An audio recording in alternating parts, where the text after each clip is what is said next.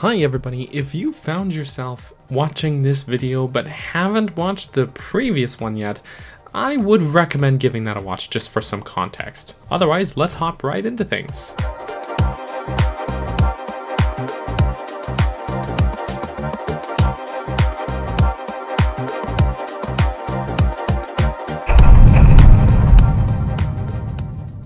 I think I take for granted just how much story, setup, and side content there is in between the first two dungeons in Ocarina of Time. After finishing watching your talking tree dad just die in front of you, you really get your first chance to step out of Kokiri Forest. Before leaving, we get this emotional scene with Saria giving us her ocarina. She's really Link's best friend, and she's very perceptive, somehow knowing that Link is off to face his destiny. She accepts this, but there's a certain sadness about this moment that I really appreciate. Finally, we get to set foot onto Hyrule Field, and the feeling here of embarking on your— oh good god, not you.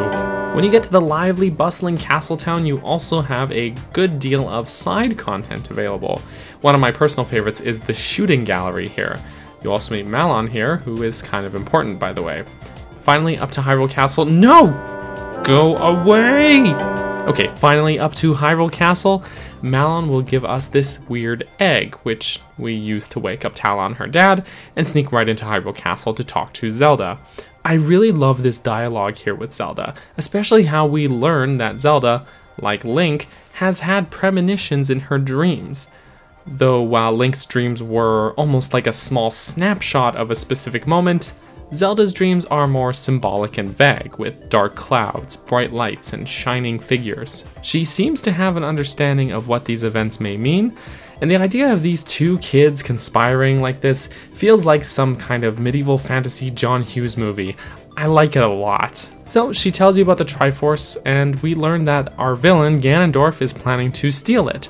So the plan they hatch: gather the remaining spiritual stones, since the Deku Tree already gave you one, you've only got 2 to go, and open the Door of Time and get the Triforce before Ganondorf does. So now we have an idea of what our actual goal is for now. Now again, I almost forget how much side content there is to do here. We can get an empty bottle in Kakariko Village, get ourselves the Hylian Shield, learn the Sun Song, find several Gold Skulltulas, and way more. Even the guard at the gate in Kakariko will initiate the mask trading questline. Anyhow, getting up the mountain, we're treated further to some exposition with the Gorons. Darunia in particular is pretty peeved because, like the Deku Tree, Ganondorf has apparently been around town and is trying to extort the Gorons into giving him the spiritual stone. So after cheering Darunia up with some sick beats, you agree to help with a bit of an infestation problem the Gorons are having. This is all stuff to do before you can even get to the dungeon, but it's all important. It helps motivate you to actually do this stuff if you know why you're doing it.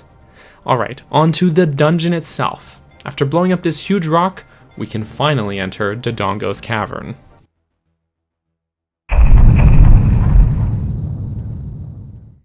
In my last video about the Deku Tree, I mentioned one of the main themes of the level's design was the verticality. This is used pretty nicely in Goron City as well, but not as prominently in this dungeon. There's only 2 floors here, as opposed to the previous dungeon's 4. It's still here though, but more so than the previous dungeon is this very real sense of interconnectivity in its design. The rooms crisscross each other and connect back in a way that really makes this dungeon feel more natural and real. It's linear in its progression, but in its actual layout, it essentially has rooms that all branch from the main central room, which makes sense considering this is not just any dank dark cave, but a quarry for the Gorons to mine for food. It's nice that the dungeon design reflects the in-universe lore behind it. Once more, the music is here to provide a great sense of atmosphere as well. There's not really much in the way of any discernible rhythm, but instead we have these eerie echoes and cave sounds.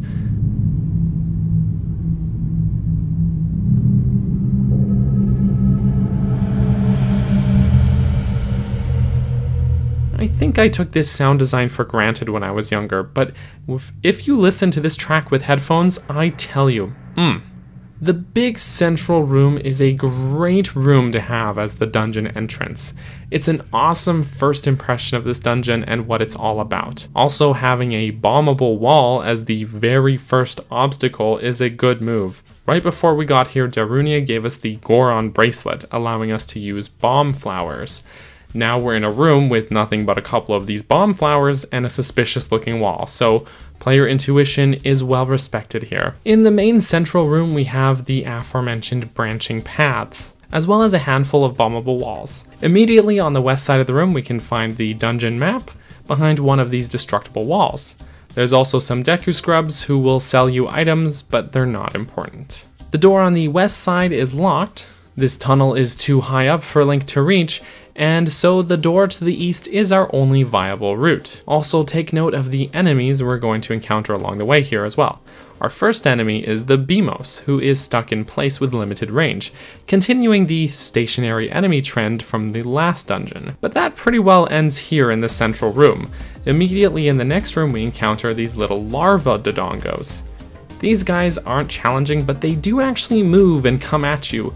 Plus they explode upon dying, so the game is nudging you into these more challenging combat situations. We also meet a couple of Keese in the next room who again are pretty harmless, but do require you to improve your aiming skills with the slingshot, or at least have good reaction time with your targeting. Entering the eastmost lava room, we get locked in and forced into a confrontation with two Lizalfos. They are a nice leap up in challenge from any previous enemies we've encountered up to this point. I think having these guys here, who are more aggressive than any previous enemies, but also a little bit skittish, frequently retreating back and dodging your attacks, is a great way the game teaches you its combat mechanics in its show don't tell way. You can't button mash your way to glory here.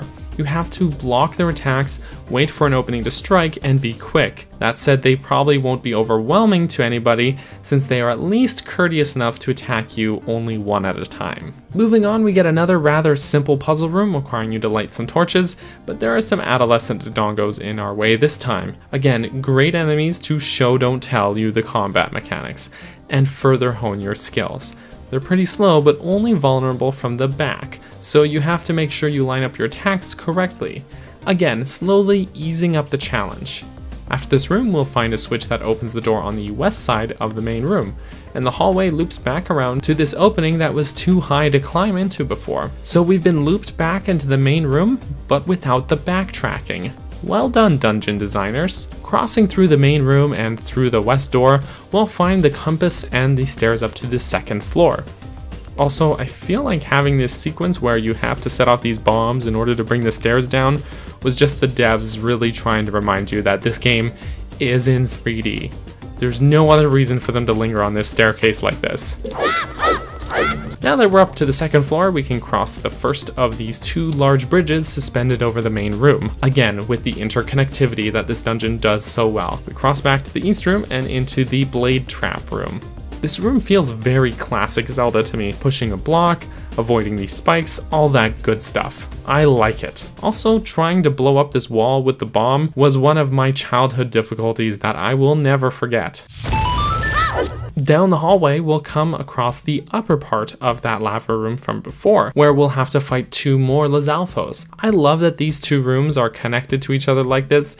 They didn't have to make it that way, but it's such a nice detail.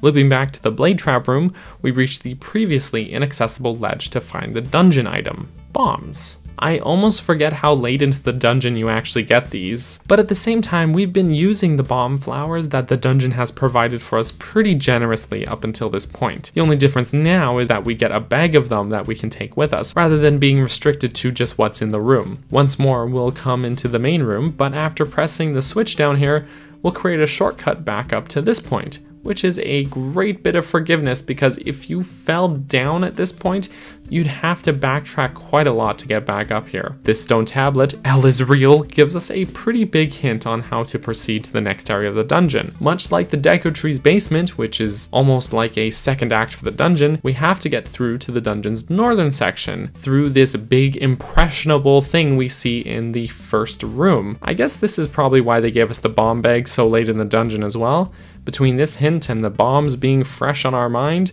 you should probably be able to work out how to open the path. While not quite as obvious in execution, the northern section of the dungeon also carries on the interconnected theme that we've seen up until this point. However, not in the way that it zigzags across the main room, but more so in that the path loops back around to this small switch room, which you'll need to get to the upper ledge to push the block down onto the switch. Now there's just one thing left.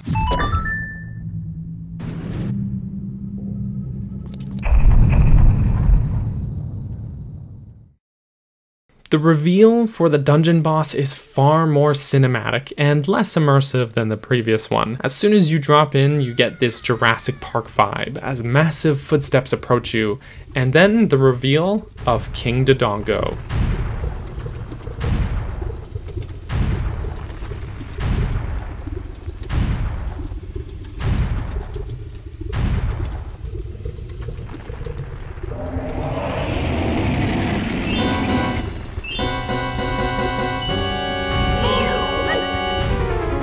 Now, the last time in the series Dodongos appeared was Zelda 1, when they looked like this and you could just cram a bomb in his mouth and be done with it.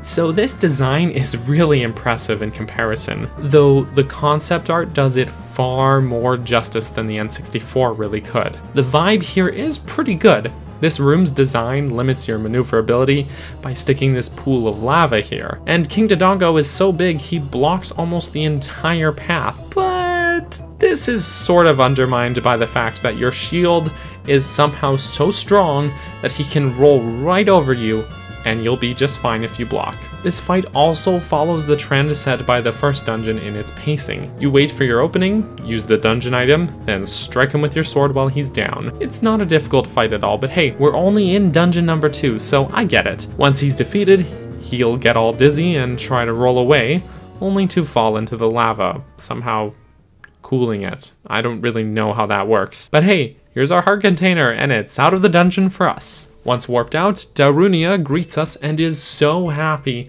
that you cleared out the infestation that he gives you the second spiritual stone. We're now Darunia's sworn brother. Great. After the most relatable cutscene ever, in which Link wants to avoid being hugged, we're off. So that's the dungeon. Overall, this dungeon is not too hard, but it's a great step up from the introductory dungeon, and its zigzagging, crisscrossing, interconnected design makes it feel like a natural part of this world. Plus, its dark, lava-filled cave design is a great contrast to the green, earthy dungeon before it. Still, some of the best this game has to offer is yet to come, but I like this dungeon a lot, and it further reinforces the game's themes and supports the groundwork set up by its predecessor. Hey everybody, thank you so much for tuning into this video. If you enjoyed it, make sure to subscribe and stay tuned for when the next one comes out, because I am going to be doing all those dungeons. I also just want to say thank you to those who took the time to support me on Patreon, particularly those who supported at the cheese tier or higher, which includes Brenda, Tetra, and Callie. Thank you so much again, you guys, and I will catch you next time. Bye bye!